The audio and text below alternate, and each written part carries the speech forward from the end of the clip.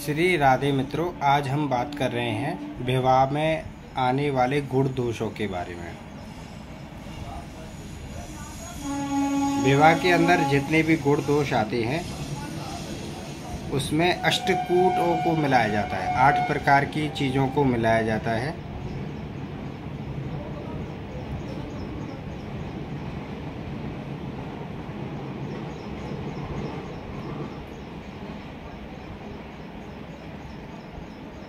सबसे पहले वर्ण गुण को देखा जाता है, फिर वश्य गुण को देखा जाता है, फिर तारा गुण को देखा जाता है, योनि गुण को देखा जाता है, गृह मैत्री गुण को देखा जाता है, गण गुण को देखा जाता है, राशि कूट गुण को देखा जाता है और नाड़ी को देखा जाता है। ये 8 प्रकार के जानकारी मिलने के बाद दोनों को समांतर देखा जाता है और 18 गुण से ऊपर होने के बाद विवाह की तैयारी की जाती है। 18 गुण मिलने के बाद भी हमें सूर्य, मंगल, गुरु, शनि इन ग्रहों को खास करके विशेष तौर से विचार किया जाता है और सबसे ज़्यादा मंगल के ऊपर विचार किया जाता है, क्योंकि मंगल दोष होने पर विवाह में तनावग्रस्तता रहती है।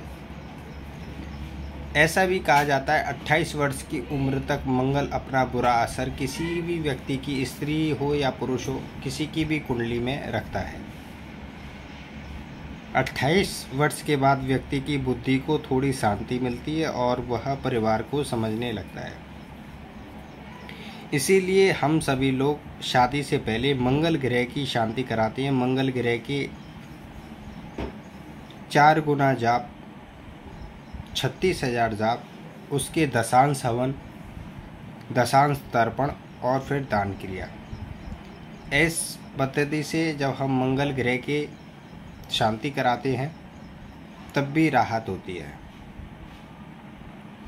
और ऐसा देखा जाता है सप्तम द्वादश भाव में,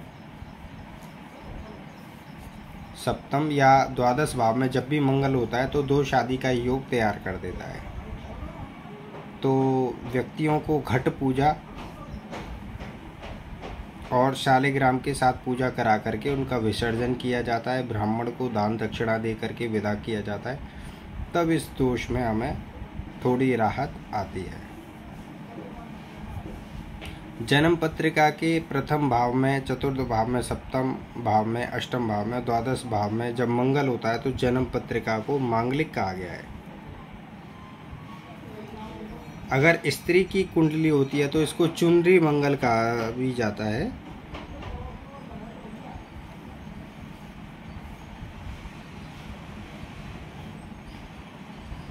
या मौली मंगला भी कहते हैं, पुरुषों को मंगला भी कहते हैं।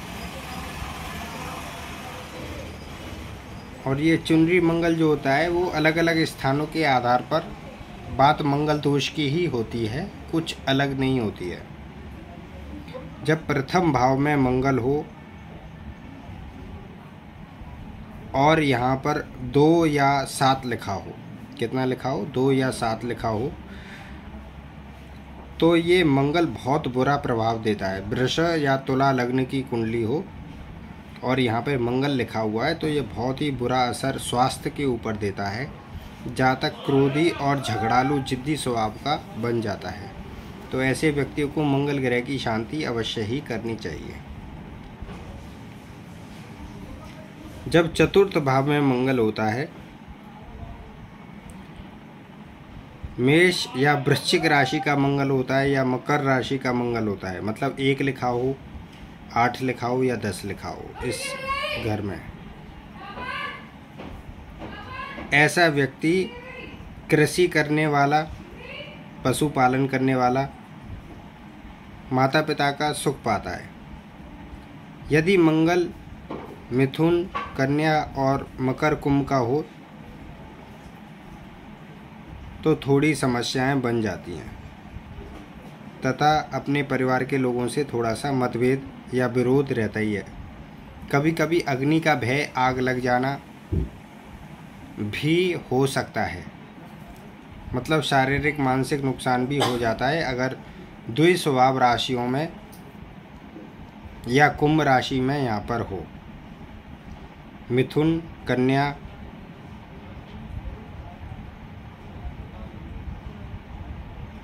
मकर, कुंभ।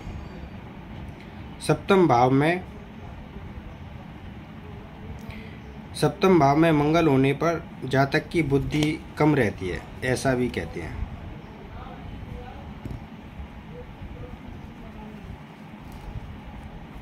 व्यक्ति दुर्बल रहता है, चिड़चिड़ाता रहता है, उसका आत्म संतुलन बहुत कमज़ोर होता है। जिनके भी सप्तम भाव में मंगल होते हैं, ऐसे व्यक्ति का आत्म संतुलन कमज़ोर होने से व्यक्ति क्या है, छोटी छोटी बातों के अंदर मन में ही कुढ़ता रहता है, मन में ही परेशान बहुत ज़्यादा रहता है। हर व्यक्ति के लिए मन में बुरे विचार आते रहते हैं, तो ऐसे व्यक्ति की अस्वस्थता बहुत ज़्यादा रहती है। अगर यहाँ पे मिथुन या कन्या राशि है तो 2 विवाह होने के योग भी बन जाते हैं, और दोनों विवाह भी शुभ नहीं रहते। अगर यहाँ पर मेष लिखा हुआ है, वृश्चिक लिखा हुआ है या मकर लिखा हुआ है, अगर यहाँ पे 1, 8 या 10 लिखा हुआ है तो ऐसा मंगल राजयोग कारक मंगल हो जाता है, और शादी होने के बाद किसी न किसी प्रकार से व्यक्ति को राजयोग देता है, पुत्र संतान को लेकर के, धन को लेकर के या कामकाज को लेकर के। वृष या तुला राशि का मंगल स्त्री की तरफ से बहुत दुखदायी होता है, व्यापार में धनहानि देने वाला होता है। सिंह का मंगल, अगर यहाँ पे सिंह है तो यहाँ पे कुंभ राशि आ जाएगी। अगर यहाँ सिंह है, सिंह मतलब 5 लिखा हुआ है और उसमें मंगल बैठा हुआ है,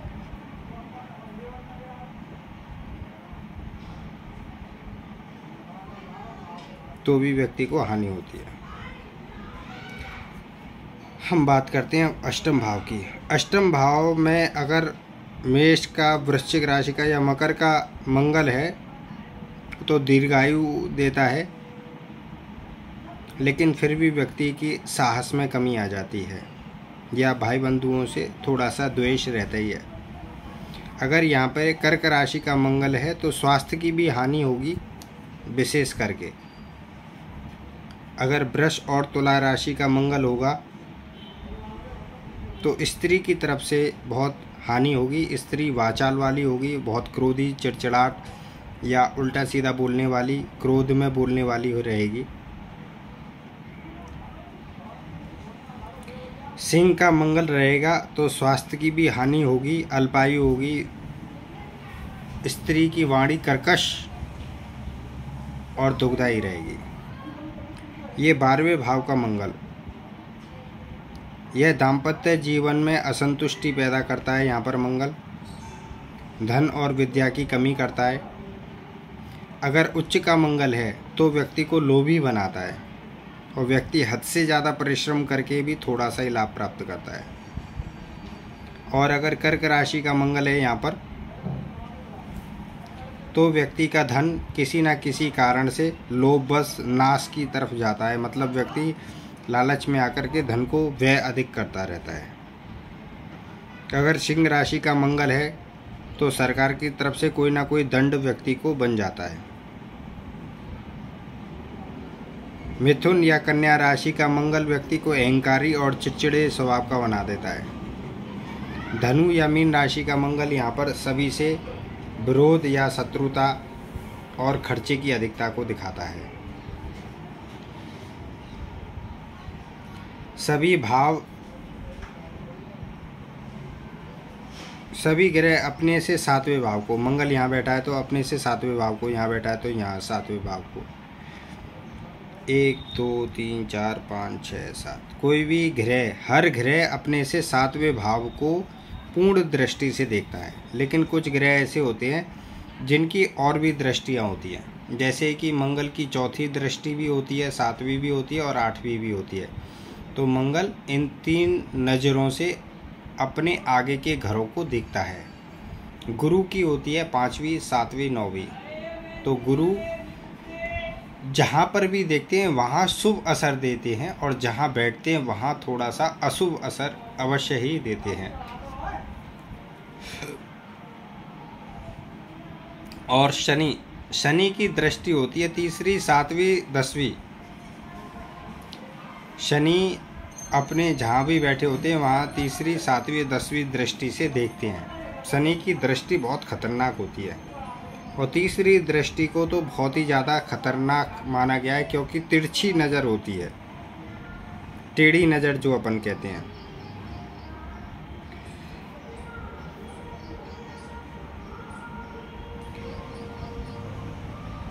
प्रथम भाव, सप्तम भाव और अष्टम भाव मंगल दोष के कारण सूर्य भी होते हैं, मंगल भी होते हैं, शनि, राहु, केतु, ये 5 ग्रह अशुभ होते हैं।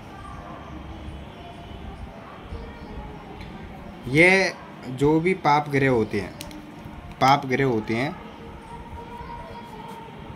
सूर्य, मंगल, शनि, राहु, केतु, ये पाप ग्रह होते हैं।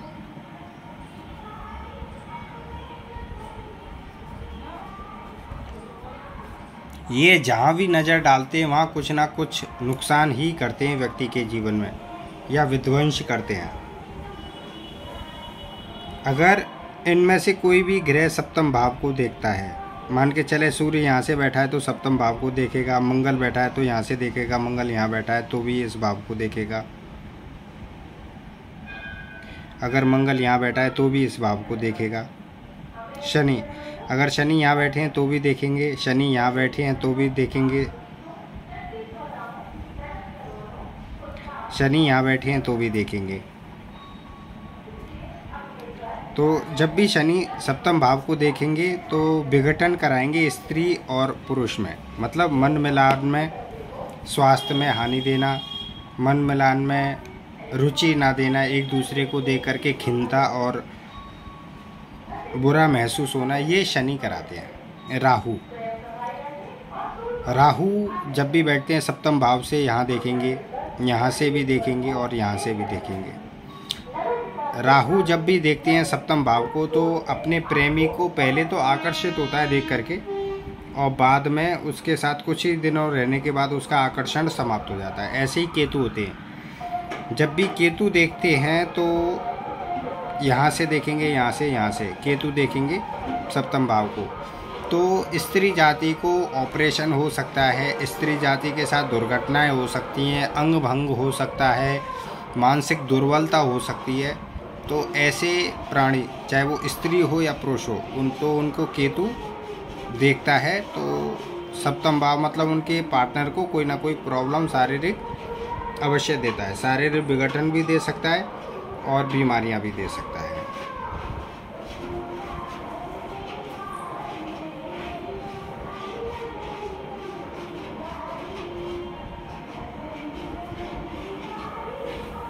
मंगल के लिए जब भी हम देखते हैं, खास करके मंगल, मांगलिक पत्रिका में जब मंगल जन्म पत्री के 1, 4, 7, 8 और 12 भाव में होते हैं तो ऐसे कुंडली को मंगली या मांगलिक कहते हैं, चाहे वो स्त्री हो चाहे वो पुरुष हो।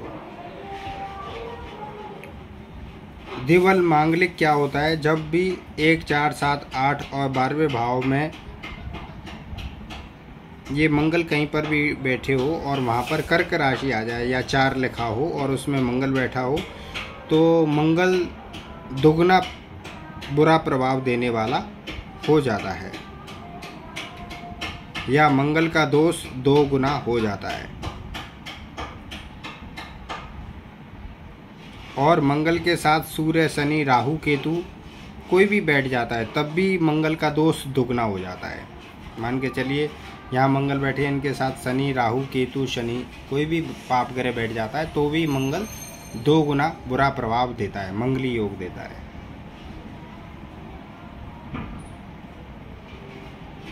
मंगल दोष होने पर व्यक्ति के माता पिता बहुत चिंतित हो जाते हैं और अल्पज्ञ के ज्योतिष ज्ञानी जो भी होते हैं वो अलग अलग बातें फैला करके परेशान करने का काम करते हैं। ना तो राहु केतु की शांति करते हैं, ना उनका दान कराते हैं, बस अपना घट पूजा और कुछ विधि विधान कराने के बाद वो कहते हैं कि सब शुभ हो जाएगा। और अनंत शादी हो जाने के बाद जब तनाव बढ़ता है तो व्यक्ति के मुंह से यही रहता है कि हमने तो सभी शांतियाँ करा ली, फिर भी हमारा गुण दोष बन गया है।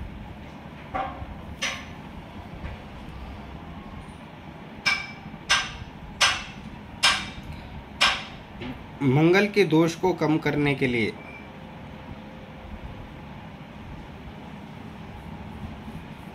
यदि पुरुष की जन्म कुंडली में मांगलिक हो और स्त्री की जन्म कुंडली के 1, 4, 7, 8, 12वें भाव में, मान के चलिए यहाँ पर मंगल बैठे हैं, और लड़की की पत्रिका देखी जाए तो उसमें यहाँ पर शनि, राहु, केतु, सूर्य बैठ गए, पाप ग्रह बैठ गए, तो भी मंगल दोष समाप्त हो जाता है या कम हो जाता है।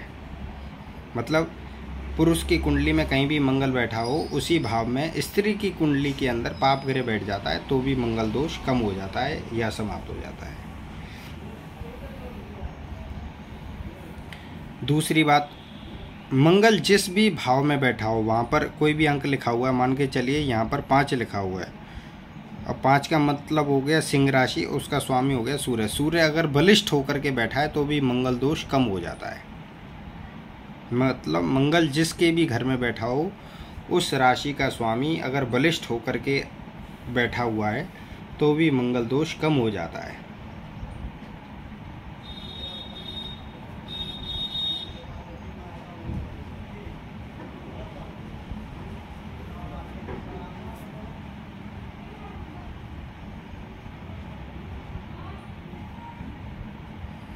दूसरी बात, यहाँ पर देखा जाए तो सप्तम भाव, यहाँ पर जो भी राशि आएगी अगर वह भाव भी अधिक बली होकर के कहीं बैठा हुआ है उसका ग्रह, और शुक्र से संबंध अच्छा बना रहा है, तो भी व्यक्ति का मंगल दोष कम हो जाता है।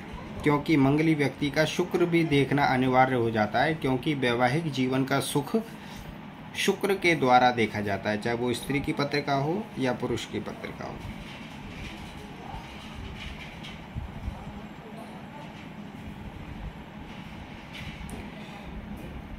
अगर प्रथम भाव में मेष राशि है और उसमें मंगल बैठा है तो भी दोष नहीं लगता है।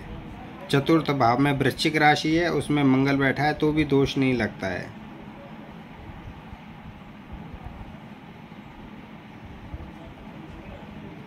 मकर राशि का मंगल अगर सप्तम भाव में बैठा हुआ है तो भी दोष नहीं लगता है। कुंभ राशि का मंगल अगर अष्टम भाव में बैठा है तो भी दोष नहीं लगता है।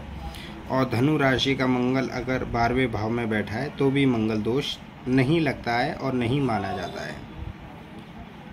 अगर यहाँ पर प्रथम भाव में उच्च राशि का कर्क राशि का गुरु बैठा हो तो कैसा भी मंगली दोष हो तो भी नहीं लगता है, क्योंकि उच्च का गुरु व्यक्ति को, स्त्री को, संतानों को, भाग्य को, सभी को सहायता प्रदान करता है।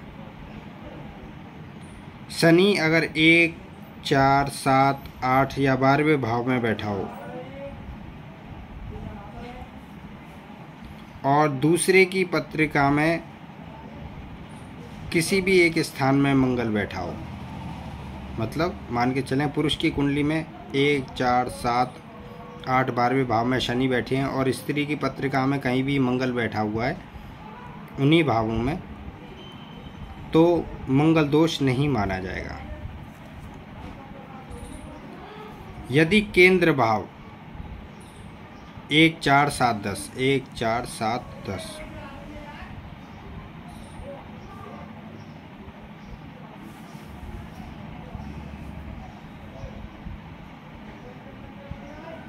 पंचम और नवम भाव में शुभ ग्रह बैठे हों,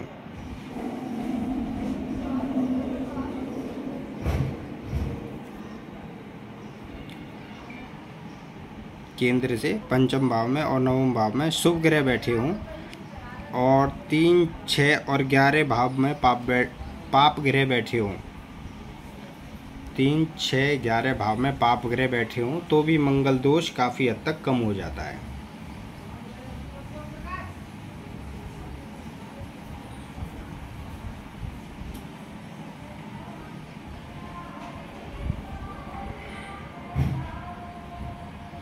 अगर 7वें भाव में मंगल बैठा है और उसके ऊपर गुरु की दृष्टि है तो भी मंगल दोष कम हो जाता है। अगर किसी भी पत्रिका में मंगल और गुरु की युक्ति हो रही हो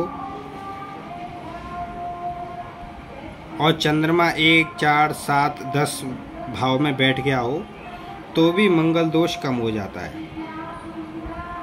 1, 4, 7, 8 और 12वें भाव में यदि मंगल चर राशि मेष, कर्क, मकर राशि में, मेष, कर्क और मकर राशि में, चर राशि में अगर मंगल बैठे हुए हैं 1, 4, 7, 8 और 12वें भाव में अगर चर राशि में मंगल बैठे हैं तो भी मंगल दोष नहीं होता है।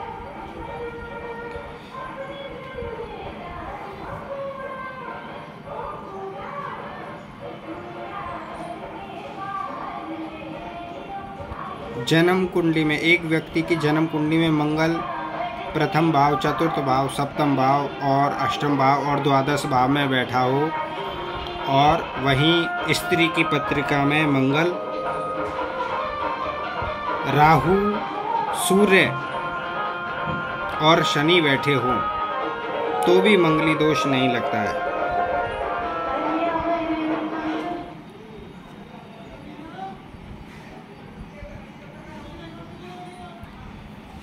अगर कहीं पर भी सूर्य और शनि,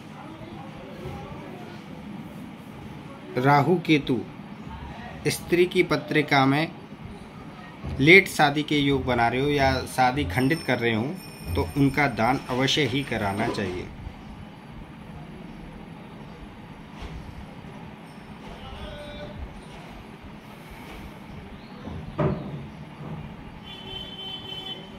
मंगल की शांति के लिए मंगल ग्रह के 36,000 जाप कराएं।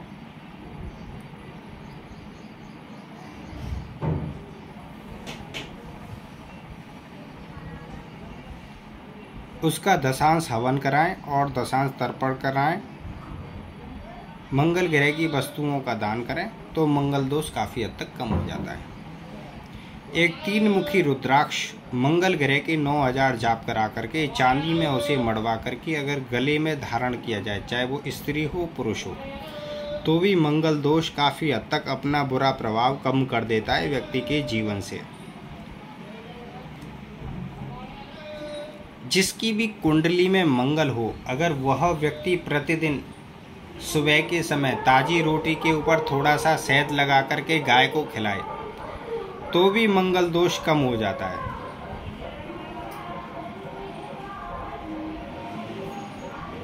अगर कोई भी स्त्री या पुरुष की पत्रिका में मंगल है, शादी भी हो चुकी है, फिर भी वह अपने मंगल के दोष के कारण प्रभावित हो रहे हैं और एक दूसरे के बीच में बहुत ज़्यादा तनाव चल रहा है, तो रोटी में शहद लगा करके गाय को सुबह ही सुबह खिलाएं। हनुमान जी के मंदिर में जाकर के हर मंगलवार को शुद्ध घी का दीपक अवश्य ही जलाएं और अपने विवाह के लिए हनुमान जी से आशीर्वाद प्राप्त करें, तो भी आपके वैवाहिक जीवन में यह दोष कम हो जाता है।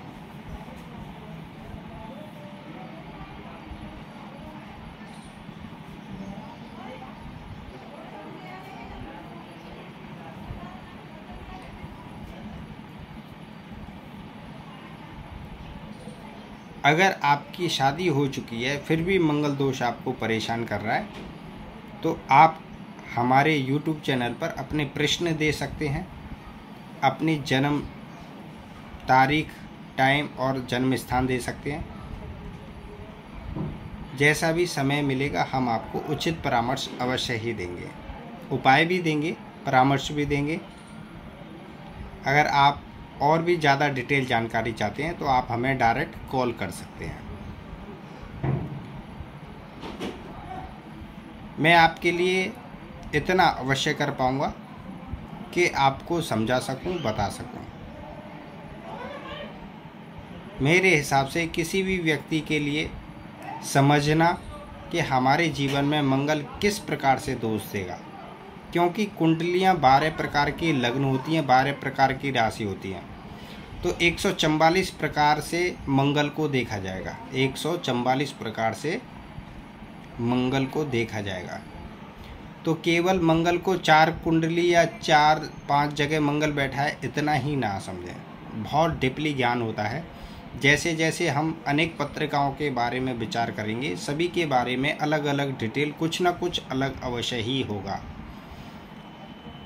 फिर उसमें भी मंगल पाप ग्रहों के साथ है, नीच राशि में है, इस समय कौन सी महादशा चल रही है, आपके वैवाहिक जीवन का स्वामी कौन है, आपका लग्नेश कौन है, चतुर्थ भाव का सुख आपके जीवन में कितना है,